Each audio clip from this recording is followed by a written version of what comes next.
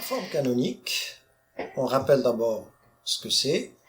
On a les fonctions polynômes de second degré qui s'écrivent sous leur forme classique, donc forme développée, et on cherche à déterminer une deuxième façon de les écrire qui s'appelle forme canonique, qui se présente de cette façon-là, et il s'agit donc de connaître et de maîtriser les techniques qui nous permettent de faire ce passage de la forme développée vers la forme canonique.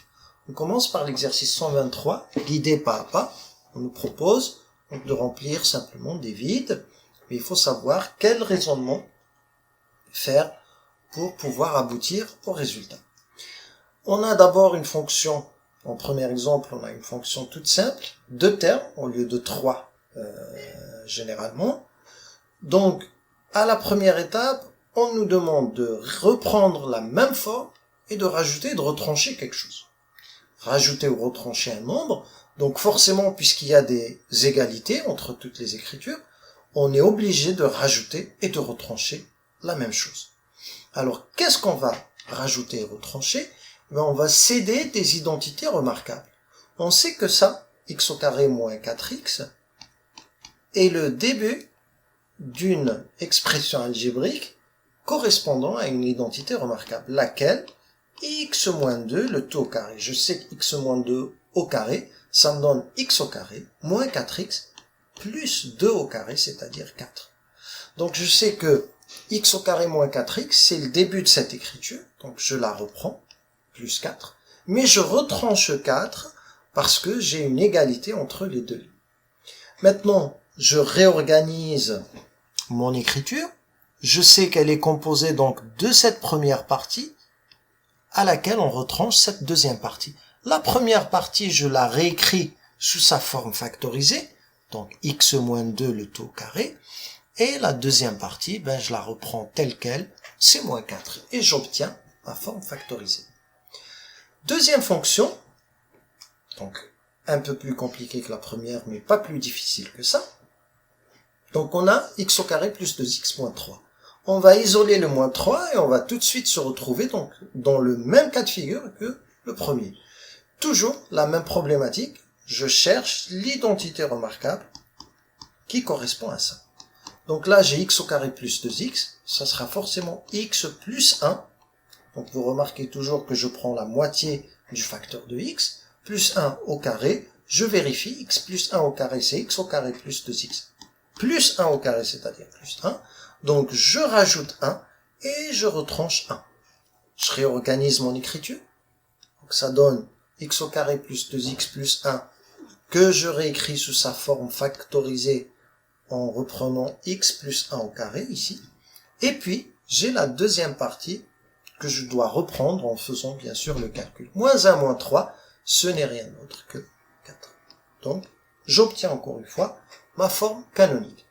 Troisième exemple, un peu plus compliqué, et cette fois, c'est pas le nombre de termes, c'est plutôt le fait qu'il y ait un facteur à côté de x carré. Donc, x carré a un coefficient égal à 3. Dans ce cas-là, toujours, je cherche à retrouver toujours la première forme, donc juste un facteur avec un terme avec x carré et un terme avec x. Donc je prends 3 en facteur, 3 fois x carré moins 2x pour obtenir donc 3x carré moins 6x plus 5. Cette fois, donc on n'a pas explicité la deuxième ligne de calcul, on va le faire ici. Donc je sais que x carré moins 2x correspond à x moins 1 le tout carré, donc ça va être égal à plus 1 ici. Et comme je dois écrire plus 1, je dois retrancher encore moins 1, donc je sais que x au carré moins 2x est égal à x au carré moins 2x plus 1 moins 1, pour retrouver des écritures qui ressembleraient un peu à ça et ça. Je sais que tout ça, c'est x moins 1 le tout au carré, donc je le reprends ici, moins 1 au carré, et je n'oublie pas de reprendre le moins 1 qui est là. À cette étape-là, je vais me débarrasser des grandes parenthèses en faisant la double distribution, ou plutôt la distributivité. Je distribue le 3 sur cette écriture. Donc 3 fois x moins 1 le tout au carré, et en multipliant 3 par moins 1, j'obtiens moins 3. Encore une fois, j'organise mon écriture, j'ai ma partie factorisée et le calcul qu'il y a ici que je dois reprendre en bas. Donc j'obtiens 3x moins 1 le tout au carré, plus 5 moins 3 qui est égal à 2. Et j'ai mon résultat. Maintenant, on va passer à un exercice où on n'est pas guidé avec autant de détails, mais avec juste une seule écriture. Donc on va essayer d'être un peu plus rapide dans le raisonnement. Toujours, je dois déterminer les deux premiers termes de mon expression qui vont me donner l'identité remarquable correspondante. Ici, j'aurai x plus la moitié de 2, c'est 1, la moitié de 4, c'est 2, la moitié de 6, c'est 3, et on va laisser le dernier parce que avec le facteur 2, ça sera un peu plus compliqué. Donc, une fois qu'on a écrit ça, il nous reste à savoir quels sont les termes qu'on doit rajouter ici. Je sais que x plus 1 au carré est égal à x au carré plus 2x plus 1. Mais moi, j'ai pas besoin de 1, j'ai besoin de 7. Donc, plus 1 plus 6 pour avoir le 7 qu'il y a ici. Donc, je vais enlever les points d'interrogation et je vais rajouter ici donc 6. Pour celui-là, on va aller plus vite. Donc, moins 2, à la fin, j'aurai plus 4. Et qu'est-ce que je dois rajouter à 4 pour obtenir 9? Eh bien, je rajoute 5. Plus 4, plus 5. Maintenant, pour le plus 1 ici, je sais que x plus 3 au carré va me donner, en troisième terme, plus 3 au carré, c'est-à-dire 9. Et qu'est-ce que je rajoute à 9 pour obtenir 1? Eh ben, je suis obligé de plutôt retrancher au lieu de rajouter, et je retranche 8. Donc, j'obtiens ici moins 8. Donc, les trois premiers exemples sont assez simples. Le dernier maintenant, je sais que je suis obligé de multiplier, ou plutôt prendre le facteur de x carré, le coefficient de x carré en facteur. Donc, je l'ai ici, c'est 2. Alors, 2 fois x au carré. Maintenant, au lieu de prendre la moitié comme on a fait ici, on va prendre la moitié de la moitié, puisque j'ai déjà la multiplication par 2. Donc, la moitié de 8, c'est 4, et la moitié de 4, c'est 2.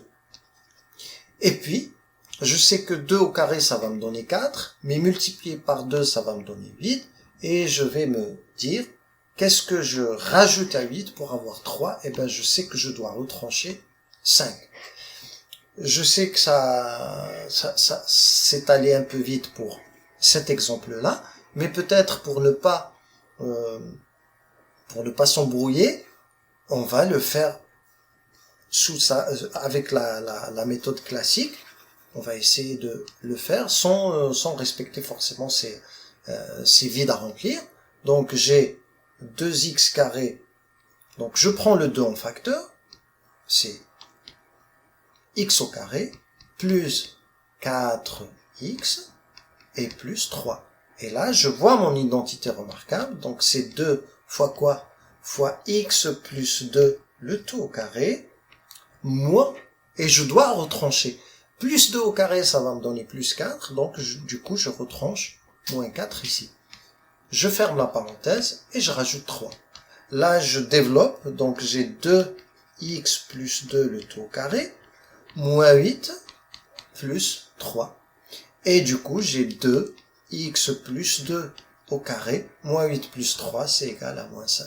Donc vous voyez, on retrouve ça, pas forcément en respectant donc les étapes qu'il nous impose ici. Peut-être que c'est pas pertinent de le faire directement comme ça. C'était plus facile de le faire plutôt dans les trois premiers exemples. Donc quand on a des difficultés, on retourne ou on reprend les méthodes classiques et on s'en sort très bien. Et c'est justement ce qu'on va faire sur les exercices 125 et 126, ou plutôt juste les premiers exemples. Donc, Quand j'ai une forme assez simple comme celle-là, je peux aller vite. Donc c'est x moins 3 au carré. Je sais qu'avec x moins 3 au carré, je vais obtenir plus 9 à la fin. Et pour obtenir mon 5, je dois retrancher 4. Là, j'ai ma forme canonique. Soit je fais les étapes en détail, soit je vais directement comme ça. Ici, puisque j'ai un facteur 4 avec x carré, ou plutôt un coefficient, on va y aller doucement. Donc, je prends le 4 en facteur, x au carré moins 16x moins 40. Deuxième étape, j'essaie d'écrire mon identité, ou plutôt mon expression factorisée à partir d'identités remarquables.